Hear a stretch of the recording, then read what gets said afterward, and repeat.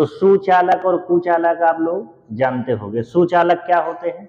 जिनमें वैद्युत धारा का क्या हो, वैद्युत धारा प्रवाहित हो सके, उन्हें हम क्या कहते हैं? तो प्रवाहित हो सके उन्हें हम लोग सुचालक कहते हैं। ठीक। और कुचालक क्या होते हैं? जिनमें वैद्युत धारा का प्रवाह ना हो सके, ना हो सके। तो सुचालक क्या होंगे? जिनमें वैद्युत धारा का प्रवाह हो जाएगा, और कुचालक क्या होंगे? जिनमें वैद्युत धारा का प्रवाह नहीं होगा। इसका एग्जाम्पल जरा आप बता सकते हो? इसका एग्जाम्पल आप कह सकते हो कि लोहा है, एल्युमिनियम है ना, और कॉपर हो सकता है, और बहुत सारे होंगे। कुचालक क्या होते हैं? जिनमें वैद्युत धारा का प्रवाह नहीं होता है। उदाहरण, ठीक है, वही बच्चों वाला एग्जाम्पल दो, लकड़ी और प्लास्टिक, ऐसा करके। अब यहाँ पे देखो, ये सब तो तुमको पता था कि सुचालक क्या होता है, कुचालक क्या होता है। एग्जाम्पल कक्षा 6 से पढ़ते चले आ रहे हो, यहाँ भी ये चीज बताने का कारण। तो आप ये बताओ कि लड़कों, जो आपका जल होता है, यदि हम आपसे कहें कि आपका शुद्ध जल बताइए, ये सुचालक है कि कुचालक? याद रखिएगा, जो ये शुद्ध जल होता है ये कुचालक होता है। अब सुचालक और कुचालक का अर्थ होता है कि अगर मान लीजिए जैसे ये है, ये ठीक, तो सुचालक का मतलब होता है जिसमें से वैद्युत धारा प्रवाहित हो जाए। अगर ये हमने पानी ली, ऐसे शुद्ध प्योर वाटर इसमें लिया हमने, अब यहां से हम वैद्युत धारा लगाते हैं तो वो इस पार से ऐसे आकर यहाँ बल्ब जल जाना चाहिए। अगर इधर एक बल्ब लगा दिया जाए और यहाँ पर हम क्या छुआएं, यहाँ पर हम बिजली छुआते हैं, करंट छुआते हैं, और इस साइड हम तार लगाकर क्या करते हैं? वैद्युत धारा किसमें प्रवाहित करते हैं? बल्ब में। ये आपका क्या है? ये एक बल्ब है। तो अगर यहाँ पर हम लोग लोहा लगा देंगे तो लोहे से ये बल्ब जल जाएगा, कॉपर लगा दीजिएगा तब भी जल जाएगा। क्या यहाँ पर अगर हम लोग जल रख दें और यहाँ से हम वैद्युत धारा लगाएं तो कभी क्या आपने चेक किया है कि ये बल्ब जलता है कि नहीं? अगर ये जल जाएगा तो इसका मतलब ये क्या है? सुचालक, और अगर नहीं जलेगा तो ये क्या है? कुचालक। तो याद रखिएगा, इस स्थिति में ये बल्ब क्या होता है? नहीं जलता है। क्यों? क्योंकि शुद्ध जल जो होता है, हम केवल याद रखना, जल नहीं कह रहे हैं, हम शुद्ध जल बोल रहे हैं, प्योर वाटर, जिसमें किसी प्रकार की अशुद्धता ना मिली हो, इम्प्योरिटी ना मिली हो। अगर हमने दो पात्र लिए लड़कों, इस पात्र के अंदर, एक के अंदर हमने क्या कर दिया? यहाँ पे शुद्ध जल मिला दिया। अब शुद्ध जल मिला देंगे तो ये क्या हो जाएगा आपका? और इसमें वैद्युत धारा अगर प्रवाहित करना चाहेंगे तो वैद्युत धारा इसमें प्रवाहित नहीं होगी। याद रखिएगा, इसमें वैद्युत धारा प्रवाहित नहीं होगी। लेकिन इसी सेम जल को, इसी तरह के जल को हमने लिया और इसके अंदर कुछ नहीं मिलाया, इसके अंदर हम ला के नमक मिला दे रहे हैं। क्या मिला दे रहे हैं? नमक। तो इसके अंदर हमने NaCl मिला दिया। तो जब आप इसमें नमक मिला देंगे तो आप देखेंगे कि इसके अंदर आप फिर से जब वैद्युत धारा का प्रवाहित करेंगे तो इसमें अब वैद्युत धारा प्रवाहित होने लगेगी। शुद्ध जल में वैद्युत धारा नहीं प्रवाहित हो रही थी, लेकिन उसी शुद्ध जल में हमने नमक मिला दिया और अब वैद्युत धारा क्या हो गई? तो प्रवाहित हो गई। तो याद रखिएगा, ये जो नमक हो गया, NaCl हो गया, ये ऐसा क्या हो जाता है नमक डालने से कि इसके अंदर वैद्युत धारा प्रवाहित होने लगता है। तो वैद्युत धारा प्रवाहित करने के लिए उसके अंदर क्या होने चाहिए? उसके अंदर आवेश होना चाहिए। किसी भी की चीज के अंदर अगर वैद्युत धारा प्रवाहित हो रहा है तो उसके अंदर क्या होना चाहिए? आवेश होने चाहिए, आयन्स होने चाहिए। जब शुद्ध जल आपका होता है तो इसके अंदर कोई आवेश, कोई आयन नहीं होता है। परंतु जब आप NaCl मिलाते हैं, नमक मिलाते हैं इस पानी के अंदर, तो ये NaCl क्या होता है? ये आयनों में टूट जाता है, Na+ और Cl- में। तो Na+ और Cl- में टूट जाता है, तो यहाँ पर ये Na+, Cl-, Na+, Cl-, बहुत सारा इसके अंदर आ जाता है। और अब आप इसमें वैद्युत धारा प्रवाहित करेंगे तो ये Na+ और Cl-, इन्हीं के कारण इसमें क्या आ जाता है? विद्युत का प्रवाह आ जाता है। शुद्ध जल विद्युत धारा का कुचालक होता है, उसमें विद्युत धारा प्रवाहित नहीं होगी। लेकिन अगर उसमें कोई अशुद्धि मिली है, उसमें हमने नमक मिला दिया, तो ये क्या होने लगेगा, इसमें विद्युत धारा प्रवाहित होने लगेगा। अगर आपसे पूछा जाए क्यों प्रवाहित होने लगेगा, तो आप यही बताएंगे कि शुद्ध जल में आयन्स या नहीं होते हैं, इसमें NaCl मिलाने पर धनायन व ऋणायन आ जाते हैं, जिन्हीं के कारण इसमें विद्युत धारा प्रवाहित होने लगती है। विद्युत अपघट्ट, क्या बताना चाह रहे थे, विद्युत अपघट्ट, ये आपके क्लास 12th का है। ये कुचालक सुचालक तो बहुत पहले से पढ़ते चले आ रहे हो। तो विद्युत अपघट्ट क्या है लड़कों, यही जो ये NaCl है, यही विद्युत अपघट्ट कहलाएगा। ये जो NaCl आपने मिला दिया, इसमें आयन्स उपस्थित हो गए, ये क्या कहलाएगा, विद्युत अपघट्ट। इसकी परिभाषा आप दो तरीके से दे सकते हो, इसकी परिभाषा दो तरह से दे सकते हो। देखिए, जब NaCl को आपने पानी में मिलाया, जल में मिलाया, तो ये किसमें टूट गया, धनायन और ऋणायन। तो आप कहोगे वे पदार्थ जिनको जलीय विलयन में मिलाने पर, या फिर कह दो वे पदार्थ जिनको हम किसी विलयन में मिलाते हैं तो वो धनायन और ऋणायन में टूट जाते हैं, वो क्या कहलाते हैं, विद्युत अपघट्ट कहलाते हैं। या फिर दूसरी चीज आप वो कह सकते हो कि वे पदार्थ जिनके जलीय विलयन में विद्युत धारा प्रवाहित होती है, जिनके कारण से विद्युत धारा क्या होती है, प्रवाहित होती है, उनको हम क्या कहते हैं, विद्युत अपघट्ट कहते हैं। शुद्ध जल में नहीं हो रहा था, इसको मिला दिया, तो इसी के कारण तो विद्युत धारा प्रवाहित हो रही है। तो वे पदार्थ जिनके कारण जल में क्या होने लगे, विद्युत धारा प्रवाहित होने लगे, वो क्या कहलाते हैं, विद्युत अपघट्ट कहलाते हैं। या तो वो वाला लिख लीजिए, और या तो ऐसा सिंपल सा लिख सकते हैं कि वे पदार्थ जिनको जल या विलायक में घोलने पर वे किसमें टूट जाएंगे, धनायन व ऋणायन में टूट जाते हैं, विद्युत अपघट्ट कहलाते हैं। इस विद्युत अपघट्ट को जब हम जल में या विलायक में मिलाते हैं, तो इसको हम लोग दो भागों में बांट सकते हैं। इस विद्युत अपघट्ट को हम लोग दो भागों में बांट सकते हैं। एक होता है लड़कों आपका प्रबल विद्युत अपघट्ट, और एक होगा आपका दुर्बल विद्युत अपघट्ट। तो देखिए, प्रबल विद्युत अपघट्ट और दुर्बल विद्युत अपघट्ट क्या होते हैं, ठीक। तो हमने कहा कि विद्युत अपघट्ट वे पदार्थ होंगे जिनको हम जल में अगर मिला देते हैं तो वो किस में टूटेंगे, आयनों में, यानी धनायन और ऋणायन में टूट जाएंगे। तो देखिए, यहां पर हमने क्या किया, दो पात्र में जल ले लिया, एक ये पात्र है, इसमें भी हमने क्या ले लिया, जल ले लिया। इसके अंदर एक विद्युत अपघट्ट मिला दिया, एग्जाम्पल के तौर पे हम ले लेते हैं वही NaCl, और इसमें एक हमने मिला दिया CH3COH, इसको कह दिया हमने एसिटिक एसिड, ठीक है, इसको क्या कहते हैं, एसिटिक एसिड। अब लड़कों, इस NaCl को जब इस जल में हमने डाला, मान लो एग्जाम्पल के तौर पे हमने कितना इसमें मिलाया है, 5 ग्राम NaCl मिलाया। जैसे ही इसके अंदर मिलाएंगे, ये पूरा का पूरा 5 ग्राम जो है, ये पूरा का पूरा जितना 5 ग्राम था, पूरा का पूरा 5 ग्राम तुरंत किसमें टूट गया, NaCl, Na+Cl-, Na+Cl-, यानी ये पूरी तरह से इसमें क्या हो गया, वियोजित हो गया, धनायन और ऋणायन में। हमें कुछ करना नहीं पड़ा, 5 ग्राम मिलाया था, 5 ग्राम पूरा का पूरा इसमें प्लस और माइनस में टूट गया। अगर 10 ग्राम मिलाते तो पूरा का पूरा 10 ग्राम प्लस और माइनस में टूट जाता। पूर्णतः इसका क्या हो गया, वियोजन हो गया, पूरी तरह ये क्या हो गया, टूट गया, अलग हो गया।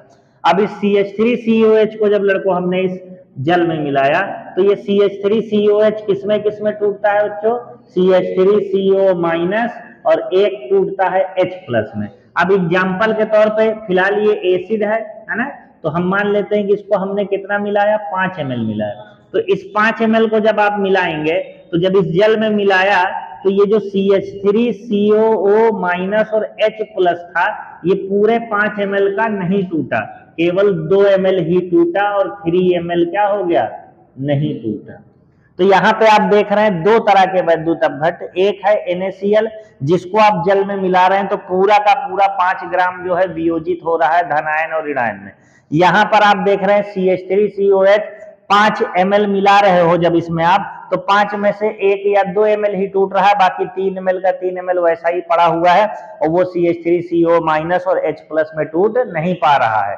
तो ये क्या हो गया, पूरा टूट गया, और ये क्या हो गया, आधा या आधे से कम वियोजित हुआ। तो ये वाला क्या हो गया, आपका प्रबल हो गया। जो आपके जिनको हम जल में मिलाएं और वो पूरी तरह धनायन और ऋणायन में टूट जाए, वो क्या होंगे, प्रबल होंगे। और जिनको हम मिलाएं और वो पूरी तरह वियोजित ना हो, इसको हम क्या कहेंगे, दुर्बल वैद्युत अपघट्ट कहेंगे। वे वैद्युत अपघट्ट जिनको क्या होगा, जल या विलायक में मिलाने पर वे पूरी तरह या पूर्णतः धनायन व ऋणायनों में टूट जाते हैं,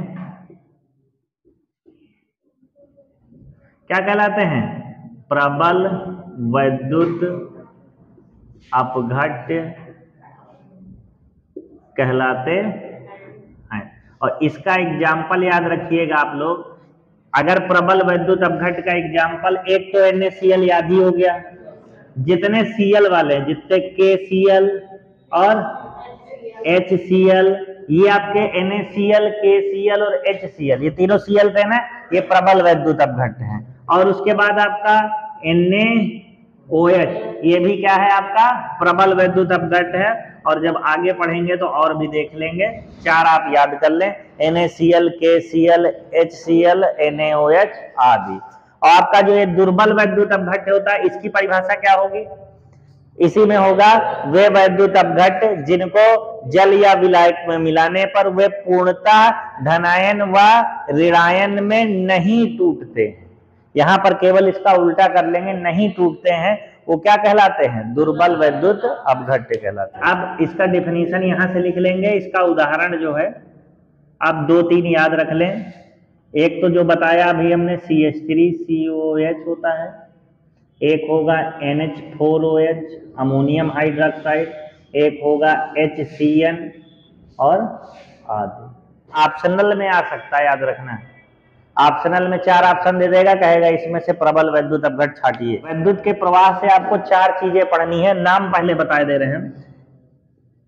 वैद्युत प्रतिरोध, एक होता है विशिष्ट प्रतिरोध, एक होता है वैद्युत चालकता, और एक होगा आपका विशिष्ट चालकता। अब इनको आप समझो, वैद्युत प्रतिरोध, विशिष्ट प्रतिरोध, वैद्युत चालकता, विशिष्ट चालकता। वैद्युत प्रतिरोध क्या होता है, वैद्युत प्रतिरोध होगा कि अगर कहीं पर आप वैद्युत धारा प्रवाहित कर रहे हो, मान लो, तो वहां पर उसके अंदर एक प्रतिरोध उत्पन्न होता है, जो इसका काम क्या होता है, वैद्युत धारा का जो प्रवाह हो रहा है उसको क्या कर देना, रोकना, उस प्रवाह को क्या कर देना, खत्म कर देना। जैसे एग्जांपल समझो, ये तार है हमारा, अगर किसी तार में हम एक बार बटन ऑन करें और फिर उसके बाद ऑफ कर दें, तो क्या वो धारा हमेशा उस तार में चलती रहेगी, नहीं चलती रहेगी, क्योंकि उस तार के अंदर क्या होता है, प्रतिरोध होता है, और वो प्रतिरोध उस धारा के मान को क्या करता है, कम करता है, रोकता है, घटाता है। वह कारक जो किसका, वैद्युत धारा के प्रवाह को क्या करता है, रोकता है, या प्रवाह का विरोध करता है, विरोध करता है, क्या कहलाएगा? वैद्युत प्रतिरोध कहलाता है, वैद्युत प्रतिरोध कहलाता है। इसे किससे प्रदर्शित करेंगे? इसे R से प्रदर्शित करते हैं। इसका मात्रक बताइए।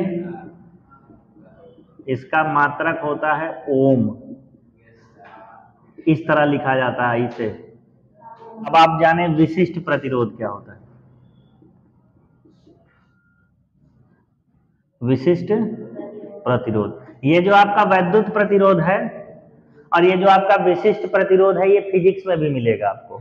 तो विशिष्ट प्रतिरोध को हम लोग किससे प्रदर्शित करते हैं? रो से। इसको कहेंगे रो। रो बराबर सूत्र क्या होता है? R into A/L।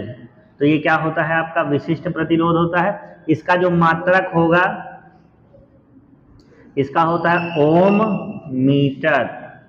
क्या मात्रक होगा? ओम मीटर। तो इसका मात्रक होगा ओम मीटर। इसी को हम कहते हैं प्रतिरोधकता।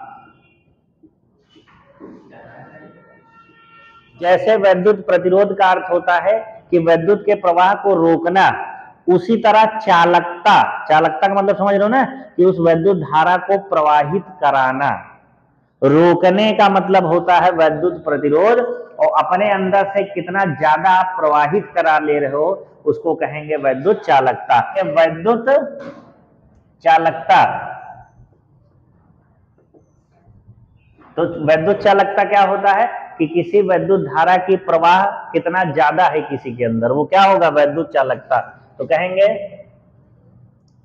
वह कारक जो वैद्युत धारा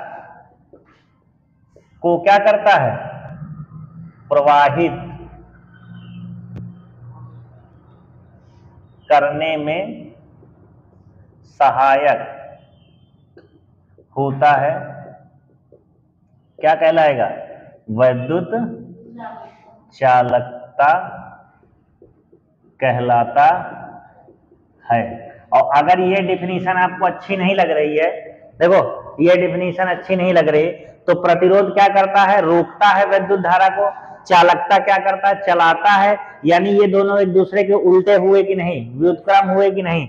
तो आप लिख सकते हैं वैद्युत प्रतिरोध के व्युत्क्रम को क्या कहेंगे हम लोग? वैद्युत चालकता कहते हैं। इसे हम C से प्रदर्शित करते हैं। C बराबर होगा 1/R, उल्टा। तो यहां पे देखो इसका मात्रक क्या था? ओम। तो इसका मात्रक जो होगा वो होगा ओम के ऊपर इनवर्स लगा देंगे, ओम इनवर्स, या इसी को कहते हैं माहो। यहां वैद्युत लिखा था प्रतिरोध, तो वैद्युत चालकता। उसी तरह यहां विशिष्ट प्रतिरोध है तो विशिष्ट चालकता होती होगी ना। तो आप याद रखें, इसके बाद आप हेडिंग डालेंगे विशिष्ट चालकता। अब जैसे अगर आपसे पूछता है कि वैद्युत चालकता क्या है, तो आप कहेंगे वैद्युत प्रतिरोध के व्युत्क्रम को हम क्या कहते हैं? वैद्युत चालकता। अगर आपसे पूछता है विशिष्ट चालकता क्या होती है, तो आप क्या कहेंगे? विशिष्ट प्रतिरोध के व्युत्क्रम को, बहुत आसान है ये, विशिष्ट चालकता कहते हैं। इसको किससे प्रदर्शित करेंगे? देखिए इसको किससे प्रदर्शित करेंगे? ऐसे के जैसा बनाएंगे, ऐसे बनाएंगे, ठीक है। ये के नहीं है, याद रखना। अभी बताते हैं क्या। के जैसा बनाएंगे और 1/, क्या हो जाएगा? रो हो जाएगा।